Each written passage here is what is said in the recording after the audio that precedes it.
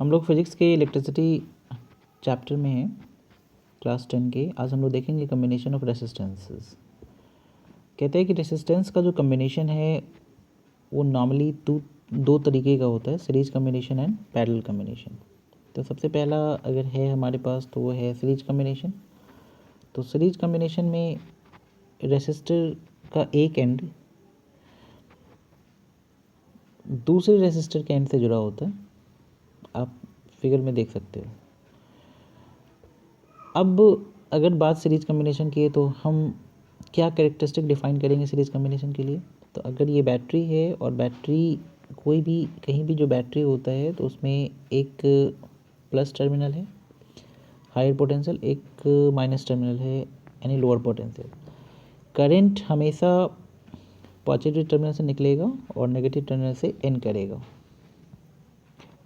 ठीक है। तो अगर हम गौर से देखें तो दिख रहा है पॉजिटिव टर्मिनल, तो करंट का डायरेक्शन भी दिखाया जा रहा है। तो सीरीज कम्बिनेशन की खासियत क्या होती है कि इसमें जो भी रेसिस्टर सीरीज में कनेक्टेड होते हैं उन सभी के क्रॉस करंट की मात्रा सेम होगी।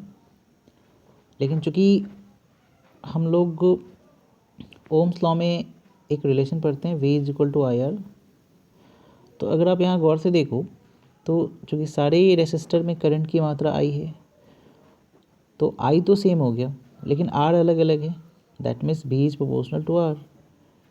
तो दूसरे शब्दों में ये भी कह सकते हैं कि सीरीज कम्बिनेशन में जो रेसिस्टर्स होते हैं उनके across for different R potential difference will be different, यानी कि सारे रेसिस्टर्स के क्रॉस जो पोटेंशियल डिफरेंसेस होंगे वो अलग अलग होंगे लेकिन करंट की मात्रा सेम होगी। तो वैसा combination of resistor series combination कहलाता है। इसमें एक कैलकुलेशन दिखा रहा है, तो हम अगर आगे बढ़ें तो कहता है कि अगर हम रेसिस्टर्स को पैरेलल में जोड़ें तो क्या। तो अगर हम पैरेलल कम्बिनेशन की बात करें रेसिस्टर की तो यहाँ पे क्या होना है कि जो रेसिस्टर के टर्मिनल्स होते हैं वो किसी एक फिक्स पोटेंशियल पे जुड़े होते हैं।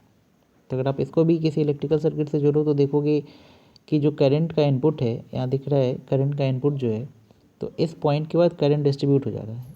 R1 वाले में I1 करंट है, R2 वाले में I2 करंट है, ठीक है। यहाँ किरचॉफ्स लॉ होता है, this is from junction rule, कि अगर किसी पॉइंट पे टोटल करंट I आ रहा है तो जितने भी आउटपुट करंट हैं, मान लो I1 है I2 है, तो I = I1 + I2 होना है, ठीक है। उस रूल से यहाँ पे करंट डिस्ट्रीब्यूट हो गया। अब वैसे भी हमने पढ़ा है कि resistance is a property of conductor by virtue of which it opposes the flow of current through it. तो डेफिनेटली जो रेसिस्टेंस ज़्यादा होगा उससे होके कम करंट जाना है और जो रेसिस्टेंस कम होगा उससे होके ज़्यादा करंट जाना है। तो पैरेलल कम्बिनेशन की सबसे एक खास बात क्या होगी कि पैरेलल कम्बिनेशन में जो रेसिस्टर के टर्मिनल्स होते हैं वो किसी एक ही पोटेंशियल पर जुड़े होते हैं, पहली बात। दूसरी बात कि उनमें करंट का वैल्यू अलग अलग होता है, ठीक है। तो सीरीज कम्बिनेशन से अगर हम लोग पैरेलल कम्बिनेशन को कंपेयर करें तो पैरेलल कम्बिनेशन में जो रेसिस्टर एक दूसरे से जुड़े होते हैं वो सेम पोटेंशियल डिफरेंस पे होते हैं और उनमें करंट की मात्रा अलग अलग होती है नॉर्मली। जबकि जो रेसिस्टर सीरीज कम्बिनेशन में है उनमें क्या होना है कि जो रेसिस्टर्स होते हैं उसके क्रॉस करंट की मात्रा सेम होती है और वे डिफरेंट, उनके क्रॉस पोटेंशियल डिफरेंस अलग अलग होता है। अब अगर हम इन कुछ मैथमेटिकल कॉन्सेप्ट्स लगाएं ओम्स लॉ के हिसाब से V = IR से, तो सीरीज कम्बिनेशन के लिए जो हम लोग को इक्विवेलेंट रेसिस्टेंस मिलता है वो मिलता है कितना, तो उसके लिए मिलता है हम लोग को equivalent resistance is equal to R1 + R2 + R3 plus जितने भी रेसिस्टर्स लगे हुए हैं Rn, यानी ये सिंपल है सीरीज कम्बिनेशन। पैरेलल कम्बिनेशन भी कुछ उसी प्रकार से है कि अगर आप पैरेलल कम्बिनेशन के लिए R निकालो तो आपको इक्वेशन क्या मिलेगा, इक्वेशन मिलेगा 1/R = 1/R1 + 1/R2 + 1/R3।